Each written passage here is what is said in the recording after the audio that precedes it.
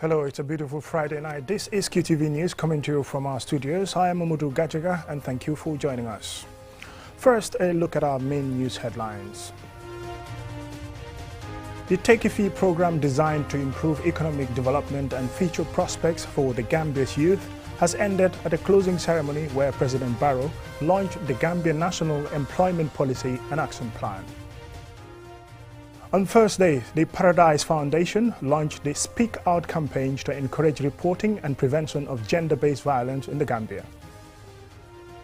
The Gambia Bureau of Statistics, GBOS, commemorated African Statistics Day, which falls on the 18th of November annually to raise awareness of the importance of statistics in Africa. The Gambia College School of Nursing and Midwifery conducted a sensitization program in the form of psychodrama to highlight various psychiatric conditions. And in international news, following the outbreak of Ebola in Uganda, which killed 53 people, the Director General of the World Health Organization has announced that Uganda will receive 3 Ebola vaccines for clinical trials next week. Those were the main news headlines, and now the news in detail.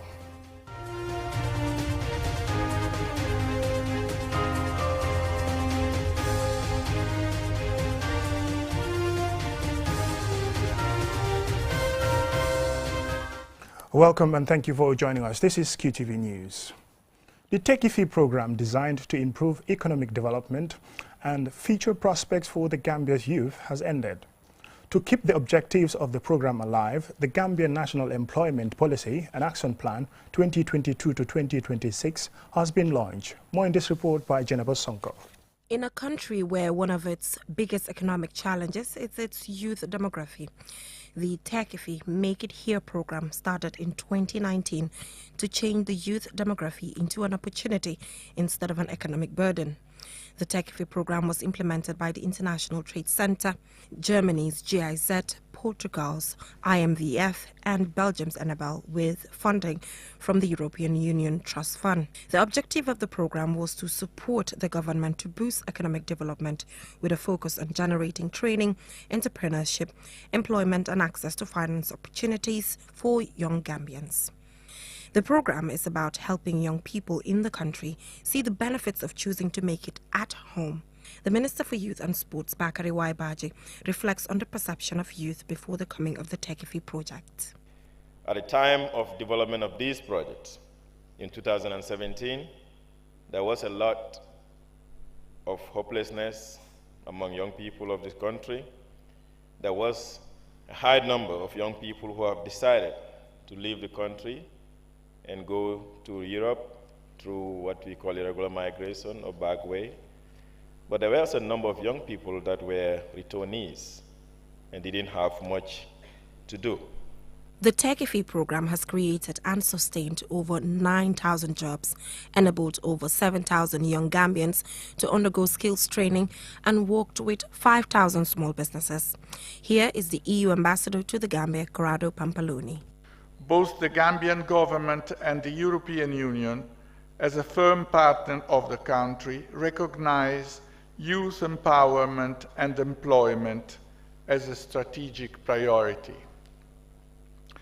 In that spirit, that the EU fully supports the National Development Plan, which pursues a private sector-led and a job-centered growth agenda.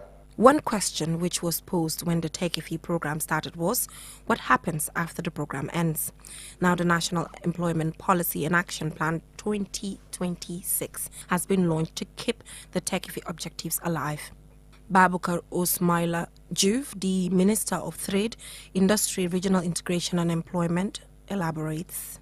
This important national development strategy is predicated on the principle of leave no one behind, as we soldier towards cutting unemployment significantly in this country over the next 4 to 5 years. Declaring the Take a Fee program closed, President Adama Barrow used the occasion to tell his own story of how he made it in the Gambia after deciding to come back home from the United Kingdom. In 2006, I took a bold decision that I have to come home, because I believe others can help, but the ultimate responsibility to develop this country is the responsibility of the Gambian people. I came home, I started business in 2006. I started with a capital of $100,000. I started real estate, property management. That is my story,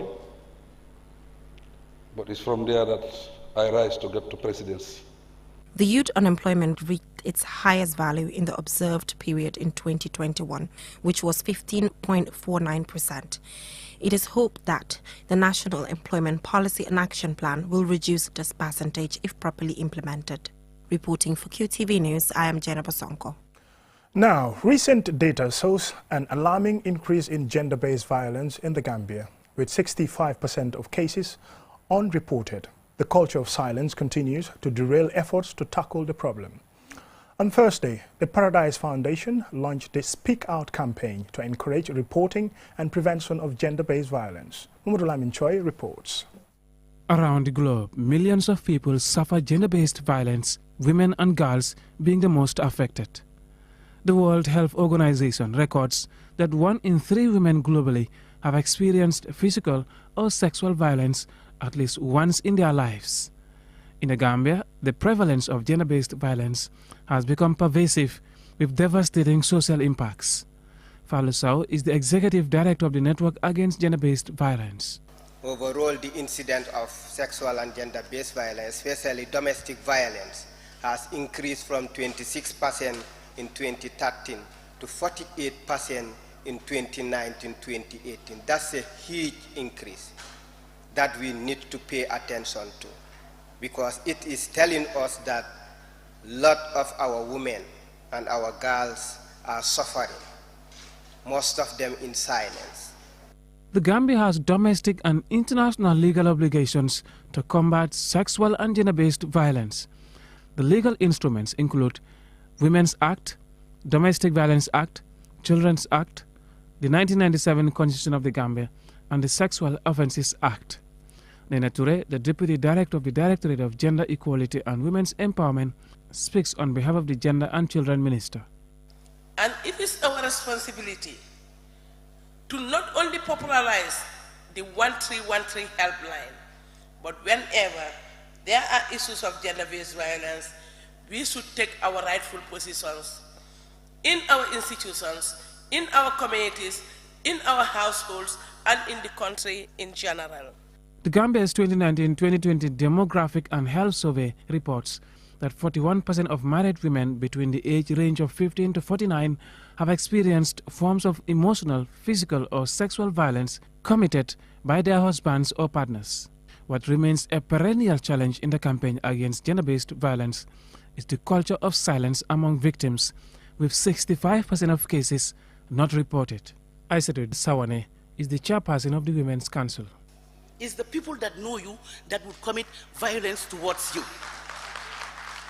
The stranger from wherever is not coming straight to your house to do evil to you, but it's the people that you know, the people that you love, the trusted members of the family are the ones that would hurt you, not the strangers. To tackle the culture of silence, Paradise Foundation, with its partners, including UNFPA, is launching a Speak Out campaign at this event with a toll-free helpline, 1313.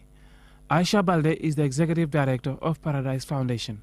And as you all know, the way our family setup is, when a husband beats a wife or divorces a wife, it's like it's to do with the family. You don't talk about it. You keep quiet, even if it's unjust. And where do you go to? So now there's help. At least people can call the line. We launched this campaign to speak out. Yes, we need to speak out because there are lots of violence and harmful practices in our communities. Other speakers at this event are also concerned about the increasing gender-based violence in the Gambia and call for an end to the culture of silence to put an end to such violence. Mahmoud Lamin, QTV News. Today, the 18th of November, is African Statistics Day, commemorated to raise awareness of the importance of statistics in Africa's socio-economic, culture and development. The Gambia Bureau of Statistics, GBOS, commemorated the day on Thursday, and Julden Jai tells us more in this story.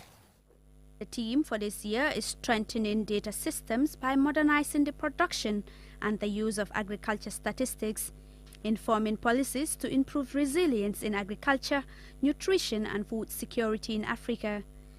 Nyakasi Sanyang, the Statistician General, says as the coordinator of the National Statistical Systems, the Bureau will continue to mobilize resources to conduct all key statistical activities, including the agricultural census. Mr. Sanyang stated that no agricultural survey or study can be enough to inform policy in the absence of an agricultural census, and it is therefore their responsibility to ensure an agricultural census is conducted quickly. The Gambia is conducting its 2020 round of population and housing censuses in April 2023, and for your information, the pre-census activities have begun. A team of 9 were sent to Ghana on a study visit, since this is the first time the Gambia is conducting a digital census, to understudy how to appropriately conduct a digital census. The Statistician General says mapping for the census will start on the 1st of December and will last for 4 months. The essence of this shift is to promote the production of timely, quality data. This new system will allow real-time monitoring of progress and indicators, and this would provide the opportunity to address errors on time. Dr. Mamadou Njai, chairman of the National Statistics Council, says data modernization involves collecting data on a regular and systematic basis to meet policy needs. Dr. Njai further stated that data should be treasured in day-to-day activities, especially for decision-making and planning. It was the African heads of state who adopted the strategy for harmonization of statistics in Africa, where it was decided that statistics should be funded by our national governments. Development partners support is welcome, but it should not be the main source of funding. Hassan Jallo, Permanent Secretary at the Ministry of Agriculture, gave assurance of his ministry's readiness to participate in matters relating to the development of statistics in the country. P.S. Jallo further stated that statistics cannot be done without resources and called on all to be advocates for statistics in the country. The global community is beginning to find consensus on the need to make our agriculture and food systems more sustainable than in the past.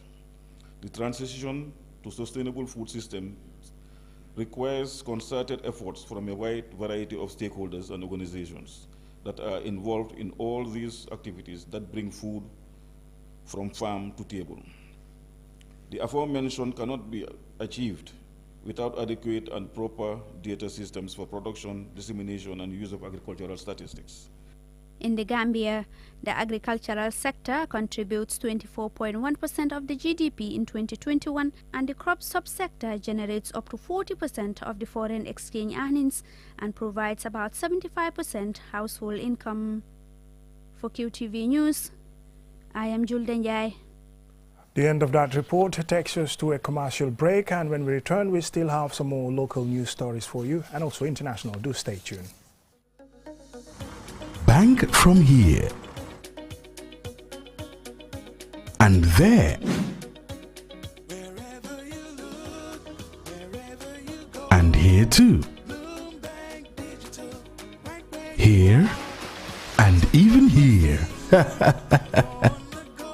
Introducing the Bloom Digital Suite from Bloom Bank Africa. Web and mobile banking that allows you to bank on the go at your convenience and on your own terms. Check and transfer funds, pay NAWIC bills, buy cash power, buy mobile credit, and so much more.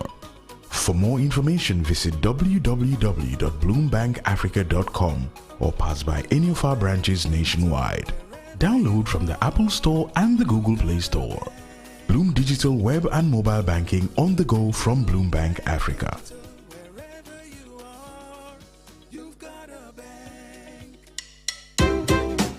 Cedric and Caroline came in to choose tiles for their brand new kitchen. Brown or beige? Brown. And why not a new mixture tap? A new sink too? Fine, a new sink too. And what about a lighting fixture? Shall we go for this one? See, you're finally on the same page. I also wanted a new kitchen counter. We got you, Caroline. And yes, that's Batimat's Bati Days. Take advantage of exceptional discounts up to 60% on several products families. From November 5th to 19th, you will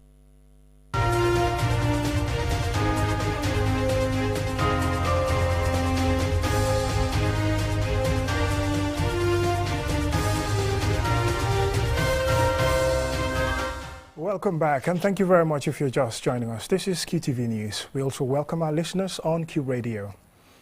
The Gambia College School of Nursing and Midwifery conducted a sensitization program on Thursday in the form of a psychodrama to highlight various psychiatric conditions.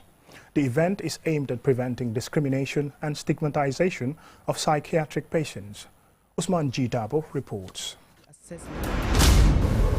For the class of November 2020 intakes, after going through 3 weeks of theoretical trainings and 7 weeks of practical experiments in various units at Tanka Tanka Psychiatric Hospital and Polyclinic.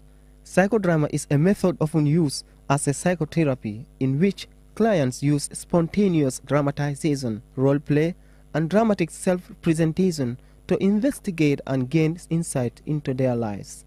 The event also seeks to raise awareness of psychiatric conditions such as depression, post-traumatic stress disorder and drug-induced psychosis, among others, and to provide care to mentally challenged individuals. Fode Jawla is the Deputy Program Manager, Mental Health and Prevention of Substance Abuse Unit under the Ministry of Health. We are now trying to teach non-specialized healthcare providers. If I say non-specialized healthcare providers, those are the ones that have not specialized in mental health as a field, so that they can also be exposed to some of the common mental health conditions, and then they will be able to take care of them at their respective outpatients clinics. Mr. Jawla explains the effectiveness of the training and how students are responding to it. This training tries to expose students as early as this stage, so that they can build interest and then later on develop interest in mental health. It is quite effective, because I can remember when I was at the school here, it was because of this psychodrama I began to build interest in mental health, and then I eventually specialized mental health as a field of study. A simulation was staged by students to show symptoms of various psychiatric conditions.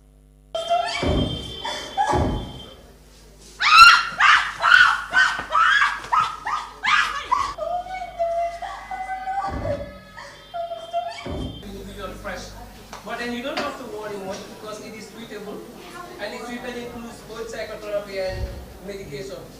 Yes, we're going to focus more on the psychotherapy because it works faster than the medication. But I will also prescribe 3 medications for you to take. You also explain them to you. And I will also refer you to a social worker. I will also request some tests for you to do when you're coming for your appointment, and you can bring them.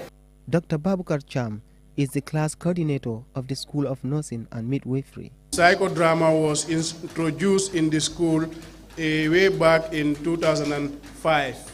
And since then, it is the mean of assessing students during this module, which is the psychiatric module. Ramatullah Njai, a final year student, gives a brief outline of her theory and practical experiment. We were with these patients, we socialize with them, we treat them like our brothers and sisters, because that's what they needed. We also went to the polyclinic outpatient, where most of the time they see psychiatric patients who come in for their first time. So we have been exposed to how to assess and diagnose this patient. In the Gambia, Tanka Tanka is the only mental health psychiatric treatment center, and authorities revealed that this center is facing numerous challenges and help is needed. For QTV News, Usman G. Dabo. Now, a general cleaning exercise was conducted by the community of Brikama in the Central River region to create a healthy and conducive environment. Our regional correspondent, Bakari Balde, attended the event, and he tells us more. This day-long cleaning activity brought together youth, the elderly, and women. who brought materials such as cutlasses, hose, rakes and broom to clean the entire community. Bemba Nanko, the head of the coordinating committee, was impressed by the turnout and complimented the initiative. Whether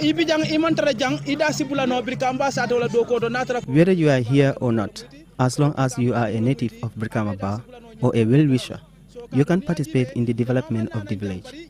Even those living abroad contributed towards the feeding and the availability of tractors. Musa Fati and Sekou Fati, both youth leaders, said as young people, it is essential to take part in such initiatives and emphasize the significance of the exercise.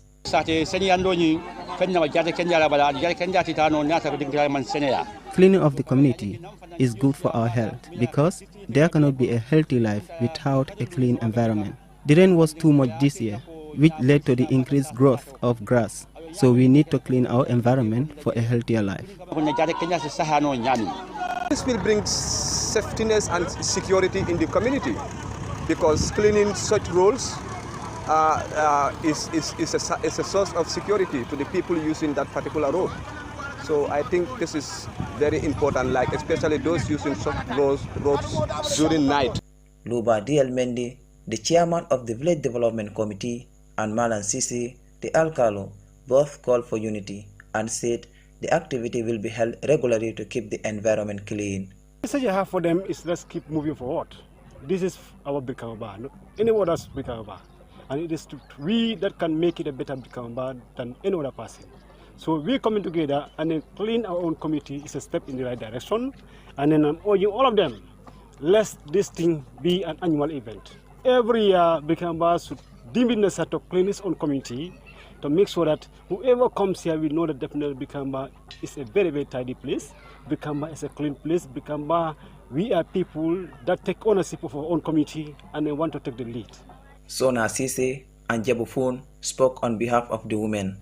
The involvement of the Mandinka masquerade, the Kankurang, and the Fula traditionality contributed to a colorful cultural spectacle. A clean environment contributes greatly to one's quality of life, and initiatives like this one are worth commending and emulating. Reporting for QTV News, I am Bakari Balde. From that story, now to international news.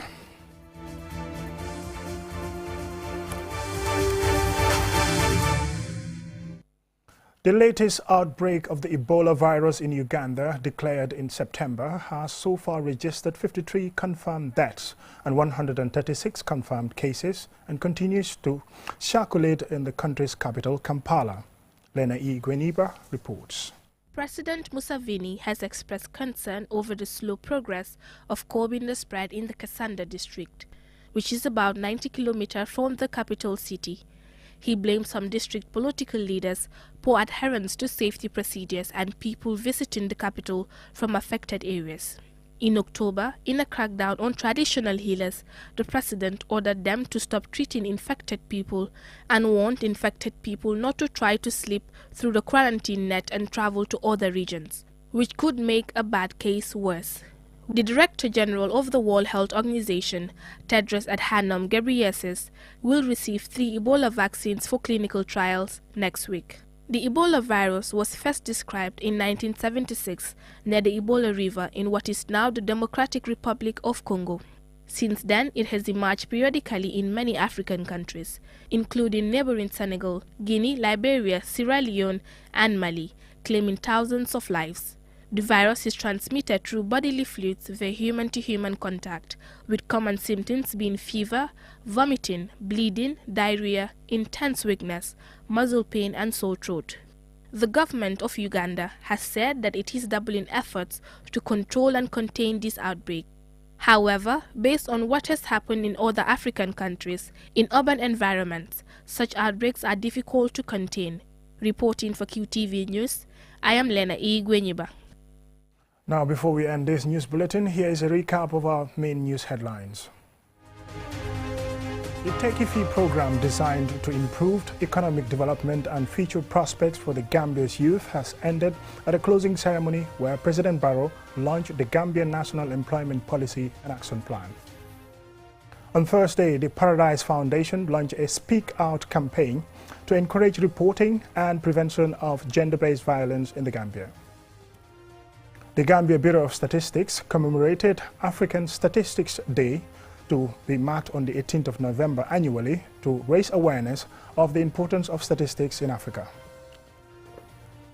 The Gambia College School of Nursing and Midwifery conducted a sensitization program in the form of a psychodrama to highlight various psychiatric conditions.